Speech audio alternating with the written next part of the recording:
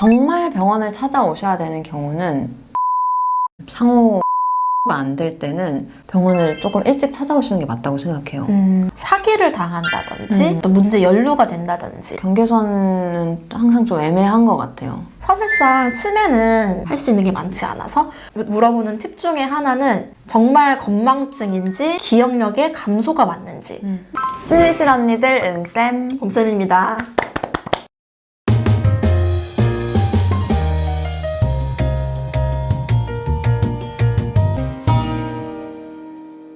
심리검사 혹은 정신장애 진단을 받으러 가야 하는 타이밍, 언제 검사를 받으러 가야 하나, 어떤 신호가 있을 때 검사를 받아야 하는지에 대해서 이야기를 해보려고 합니다.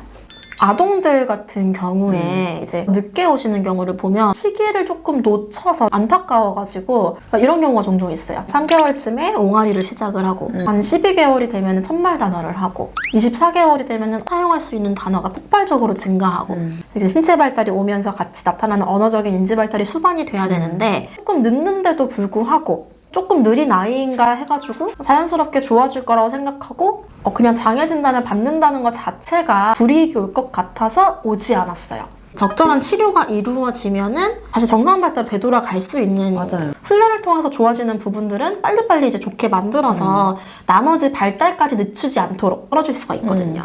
근데 저는 좀 반반인 것 같아요. 뭔가 아기 낳기 전으로 좀 저는 많이 달라진 것 같은 게 아기 낳기 전에 전문가로서 일을 할 때는 일단은 병원을 찾아오시는 게 좋아요라고 말씀을 드렸었는데 또 막상 아기를 낳고 기르다 보니까 많이 늦다고 생각했는데 어느 순간 또 깨우치는 경우도 있고 이런 걸 보면서 예를 들면 돌쯤에 보통 첫 단어를 이야기를 하는데 주변에 보면 안 그런 경우가 훨씬 많거든요. 낳았는데도 말을 못해요. 엄마 아빠도 못해요. 근데 그렇다고 무조건 병원에 오시는 게 아니라 아이가 내 말을 이해하고 눈을 마주치고 상호작용이 되는 것 같다 하면 조금 더 기다려 보실 필요는 있는 것 같아요.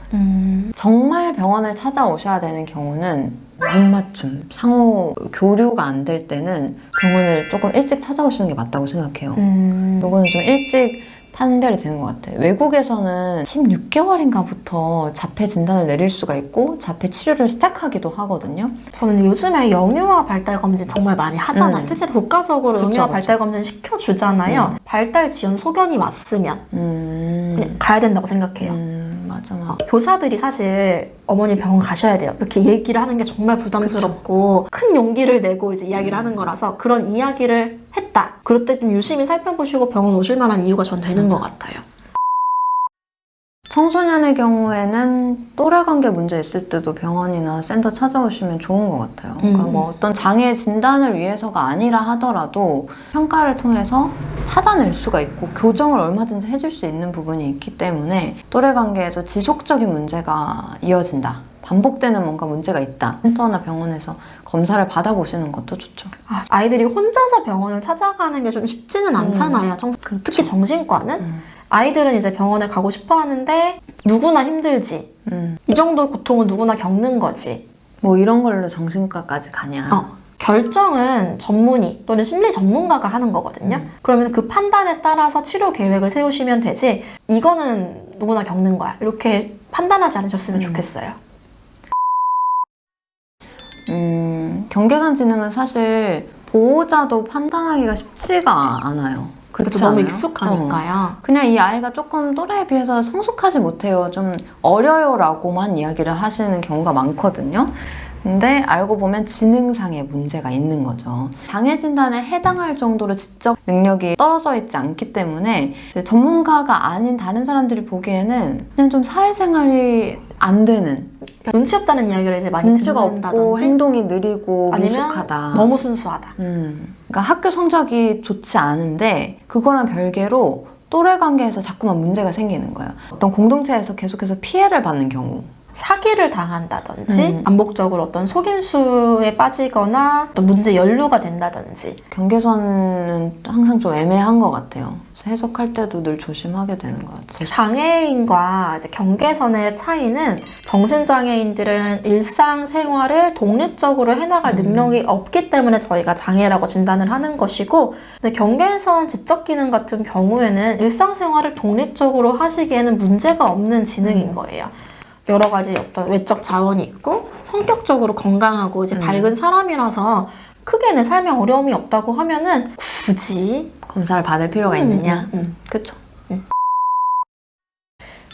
노인들 같은 경우에도 뇌 기능을 좀 이렇게 덜 나쁘게 만들어주는 약물을 빨리 시작해서 치매의 진입을 늦추는 약물 치료나 인지중재 치료 같은 걸 이제 받으시는데 너무 늦게 오셔가지고 이미 기능이 다 손상이 돼서 병원에 오시게 되면은 사실상 치매는 기능을 천천히 떨어지게 하고 현재 갖고 있는 기능을 유지하는 데 초점을 두기 때문에 할 수 있는 게 많지 않아서 물어보는 팁 중에 하나는 정말 건망증인지 기억력의 감소가 맞는지 내가 잊어버렸던 거를 맞다 다시 생각이 나면 건망증이고 도무지 기억을 할 수가 없으면은 그거는 이제 기억력의 감소다 이렇게 말씀을 드리거든요.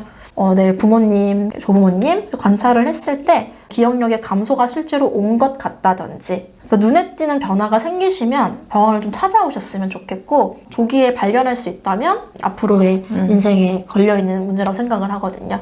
그래서 너무 걱정하지 마시고 병원에 잘 오셨으면 좋겠습니다.